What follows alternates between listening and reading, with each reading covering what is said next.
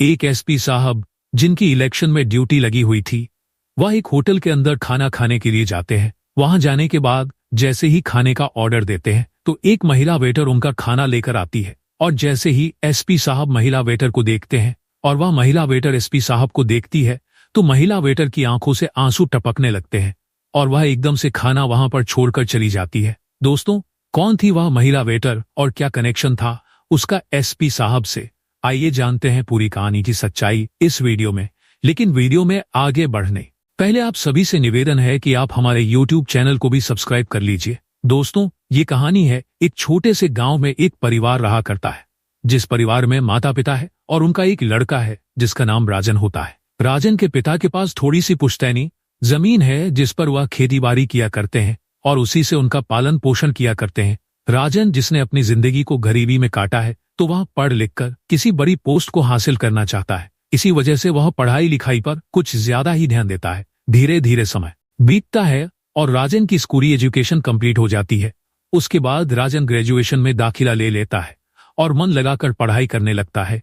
इधर उसके माता पिता भी अपने बच्चे की मेहनत को देखकर बहुत खुश हुआ करते हैं, क्योंकि उसने स्कूल के अंदर काफी अच्छे अंक प्राप्त किए थे और इसी वजह से राजन का एडमिशन एक प्राइवेट कॉलेज में हो जाता है जो काफी अच्छा था।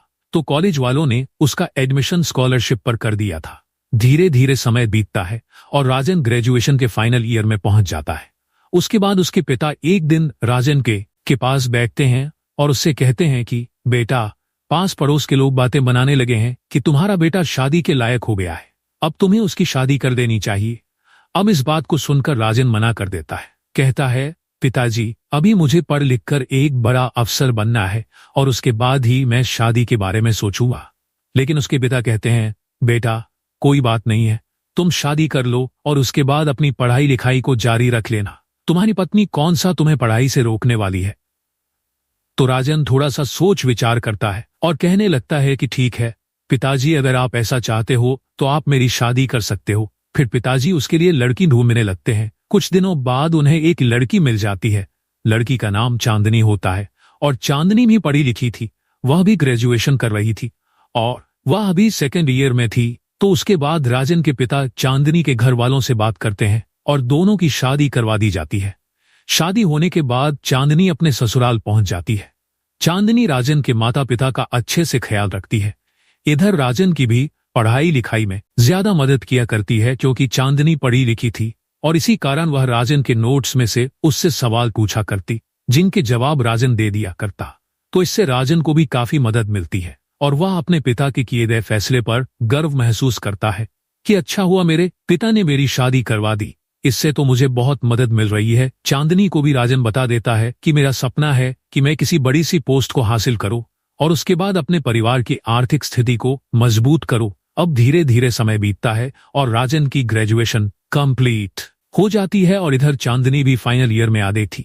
जब भी उसके पेपर हुआ करते तो राजन उसे अपने साथ ले जाया करता और वहां पे अच्छी तरह से एग्जाम दिलाने के बाद वापस अपने साथ ले आया करता। और ग्रेजुएशन कंप्लीट होने के बाद राजन यूपीएससी की तैयारी जोर शोर से करने लगता है। इसके लिए राजन अपने घर वालों से अनुमति मांगता है कि उसे बाहर जाना है और बाहर वह कोचिंग करेगा और यूपीएससी के टेस्ट को क्लियर करेगा, ताकि वह एक अच्छा ऑफिसर बन सके और अपने परिवार की आर्थिक स्थिति को मजबूत कर सके। आज्ञा दे देते हैं और चांदनी भी उसे खुशी खुशी वहां भेजने के लिए तैयार हो जाती है। उसके बाद राजन दिल्ली जाकर यूपीएससी की तैयारी करने लगता है और वहां पर बड़ी ही मेहनत से अपनी पढ़ाई को करने लगता है। धीरे धीरे समय बीतता है और राजन यूपीएससी के टेस्ट को क्लियर कर लेता है और एक एसपी बन जाता है। इस बात की खुशी जैसे ही वह अपने घर वालों को बताता है तो उसके सभी घर वाले इस बात की बहुत ही खुशी मनाते हैं और सबसे ज्यादा खुशी राजन की पत्नी को होती है। उसके बाद राजन ट्रेनिंग से कुछ दिनों पहले अपने घर जाने की सोचता है और वहां पर अपने परिवार वालों के साथ अच्छा समय व्यतीत करता है। अब समय आ गया था ट्रेनिंग का, तो राजन ट्रेनिंग पर जाता है। पूरे परिवार वाले उसको हंसी खुशी विदा करते हैं और राजन वहां पर रहकर अपनी ट्रेनिंग को कंप्लीट करता है। उसके बाद उसकी पोस्टिंग किसी दूसरे डिस्ट्रिक्ट में हो जाती है। वहां जाने के बाद राजन अपना कार्यभार संभालता है और उसके बाद अपनी पूरी फैमिली को भी वहीं पर बुला लेता है और वहीं पर उनके साथ रहने लगता है। अब राजन अपनी ड्यूटी करता है, तो ड्यूटी के लिए अक्सर उसे 2-2, 3-3 दिन तक घर से बाहर रहना पड़ता है। और यह बात चांदनी को रास नहीं आती। वह अपने पति के बारे में गलत तरह से विचारधाराएं रखने लगती है और सोचती है कि मेरा पति किसी और लड़की के साथ अवैध प्रेम प्रसंगों में है और इसी वजह से मेरे घर नहीं आता। अब इस बात को जैसे ही वह राजन को बताती है तो राजन उसे समझाता है कि चांदनी, ऐसी कोई बात नहीं है, हमारा काम ही ऐसा होता है। इस काम के लिए हमें 2-2 दिन तक घर से बाहर रहना पड़ता है। मैं एक जिम्मेदार ऑफिसर हूं और मुझे काफी सारी जिम्मेदारियां निभानी पड़ती है, तो इसी वजह से मैं घर नहीं आ पाता। लेकिन जैसा तुम सोच रही हो वैसा कुछ भी नहीं है। अभी के लिए तो चांदनी राजन की इन बातों को सुन तो लेती है, लेकिन इन बातों पर कोई भी अमल नहीं करती है। उसका शक और भी ज्यादा गहरा होने लगता है। इसी शक के चलते जब भी राजन कभी घर पर आया करता तो उसकी पत्नी उससे लड़ाई कर दिया करती और यह लड़ाई कुछ ज्यादा ही बढ़ने लगती है। कुछ समय बाद लड़ाई इतनी बढ़ जाती है कि चांदनी रोटकर अपने मायके चली जाती है। राजन ने कई बार उसे समझाने की कोशिश की थी, लेकिन समझाने के बावजूद भी चांदनी ने ऐसा किया था जो राजन को नागवार था, क्योंकि राजन कभी भी ऐसा नहीं चाहता था कि उसकी पत्नी, जो उससे बहुत प्यार करती है, वह उससे रोटकर अपने मायके जाए, और ऐसा ही उसकी पत्नी ने कर दिया था। इसके बाद चांदनी राजन से तलाक के लिए कहने लगती है और एक व्यक्ति को राजन के पास भेजती है और कहती है कि उनसे कह देना कि मुझे डिवोर्स चाहिए, वह मुझे डिवोर्स दे देंगे, मुझे उनके साथ नहीं रहना। इस बात को सुनने के बाद राजन को बहुत बुरा लगता है, लेकिन तभी राजन उस व्यक्ति से कह देता है कि जाकर कह देना कि मैं उसको डिवोर्स तो बिल्कुल नहीं देना चाहता हूँ। अब चांदनी ऐसे ही रूठकर अपने मायके में बैठ जाती है। चांदनी के माता पिता उसको समझाते हैं कि बेटी, कोई बात नहीं, जो हो गया उसे भूल जाओ और तुम अपने ससुराल चली जाओ, यहाँ पर कब तक रहोगी। लेकिन चांदनी उनसे साफ साफ कह देती है कि जब तक वह मुझे मनाने के लिए नहीं आएंगे तब तक मैं उनके पास नहीं जाऊंगी। इधर राजन अपनी ड्यूटी को ईमानदारी और मेहनत के साथ किया करता है और ड्यूटी के सिलसिले में अक्सर बिजी रहा करता है। बार बार उसको अपनी पत्नी का ख्याल तो आता है, लेकिन उसके दिमाग पर वह बात हावी हो जाती है कि उसकी पत्नी ने ऐसा इल्जाम उसके ऊपर लगाया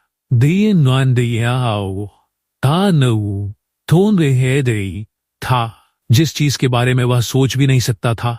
धीरे धीरे समय बीता। अब इन बातों को 3 साल बीत जाते हैं।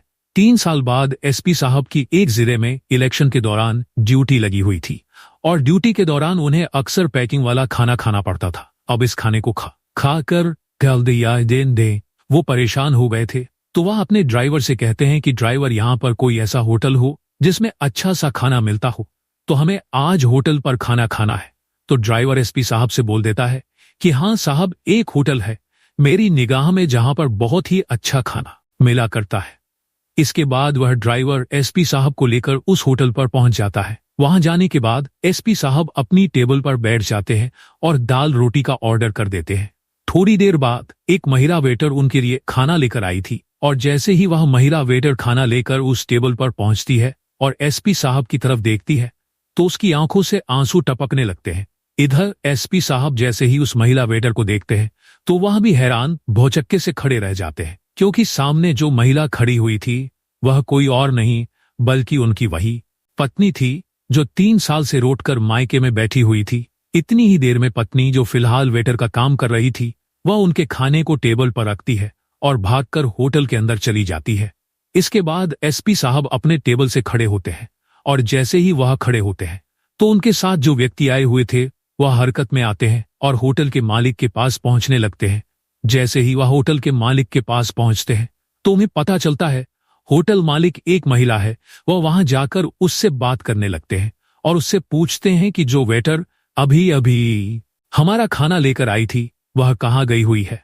तो वह एसपी साहब को बता देती है कि साहब, पीछे एक रेस्ट रूम है और उसी के अंदर वह महिला वेटर गई हुई है। इसके बाद एसपी साहब वहां पर जाने लगते हैं और इस बात को देखकर होटल की मालकिन भी असमंजस में पड़ जाती है कि इस लड़की ने ऐसा क्या कर दिया जो इतने बड़े साहब इसके बारे में पूछ रहे हैं। वह थोड़ा सा डर गई थी, लेकिन तभी एसपी साहब उस रेस्ट रूम के अंदर पहुंच जाते हैं। वहां जाकर देखते हैं तो उनकी पत्नी एक कोने में बैठकर रो रही थी। उसके बाद एसपी साहब पास जाते हैं और उससे रोने का कारण पूछने लगते हैं।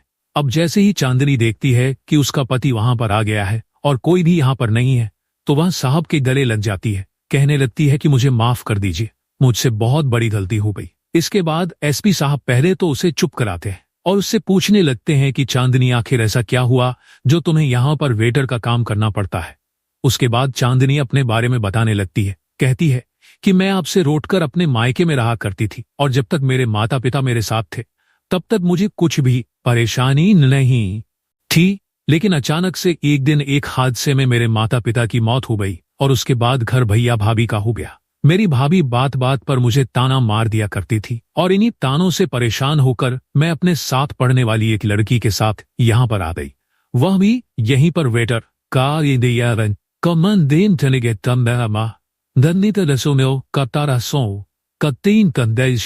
काम किया करती है। तो मैंने भी उससे कहा कि मुझे भी काम दिला दो, तो उसने मुझे इस होटल में काम दिला दिया। इस होटल के अंदर ज्यादातर महिला वेटर ही काम करती है और इस होटल की मालकिन भी एक महिला है, तो इसी वजह से मैंने यहाँ पर काम करना उचित समझा और यहाँ पर काम करके अपना गुजारा किया करती हूँ।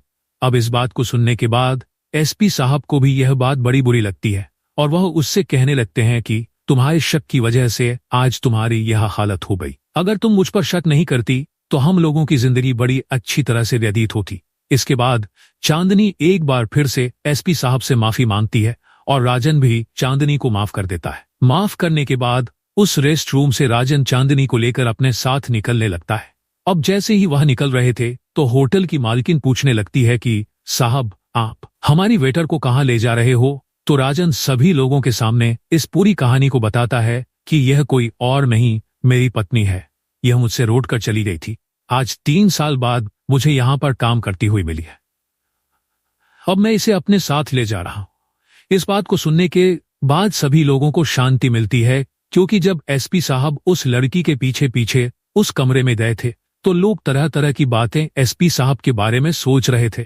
जो लोग एसपी साहब के साथ आए थे वह उनके कैरेक्टर पर उंगली उठा रहे थे, सोच रहे थे कि हमारे एसपी साहब किस तरह के हो गए हैं। एक महिला वेटर के पीछे पीछे उस कमरे के अंदर चले गए, लेकिन बाहर आने के बाद जैसे ही उनको यह बात पता चलती है तो एसपी साहब के लिए उनका सम्मान और भी ज्यादा बढ़ जाता है। इसके बाद एसपी साहब अपनी पत्नी को अपने साथ गाड़ी में बैठा है और गाड़ी में बैठाने के बाद सीधा घर ले जाते हैं। अब घर के दरवाजे पर जैसे ही चांदनी पहुंचती है तो वहां पर राजन के माता पिता चांदनी को देखते हैं और देखते ही बहुत ज्यादा खुश हो जाते हैं, क्योंकि वह भी चांदनी से बहुत ज्यादा प्यार किया करते थे, क्योंकि चांदनी उनका अजय दयाल तरह से देखभाल किया करती थी। और जब चांदनी रोट कर अपने मायके में बैठ गई थी तो राजन के माता पिता ने कई बार उसको मनाने के लिए राजन से कहा था, लेकिन राजन ने उन लोगों से मना कर दिया था। कहा था कि वह अपने आप रोट कर गई है और अपने आप ही वापस आएगी, तभी वह इस घर में रह पाएगी। उसके बाद चांदनी जाकर अपने सास ससुर के पैर छूती है और उनसे आशीर्वाद लेती है और अपनी सास के गले लिपट लिपट कर रोने लगती है। कहती है कि माँ जी, मुझसे बहुत बड़ी गलती हो गई, मुझे माफ कर देना। बेटी, जो तुमने किया था वह तुम्हें नहीं करना चाहिए था। अब चांदनी राजन और उसके माता पिता में हंसी खुशी रहा करती है। अब राजन एक एक महीने तक घर नहीं आता है, ड्यूटी करता रहता है, लेकिन चांदनी तनिक भी इस बात के लिए उससे लड़ाई नहीं किया करती है। उनका समय बीतता रहता है और परिवार आगे बढ़ता रहता है।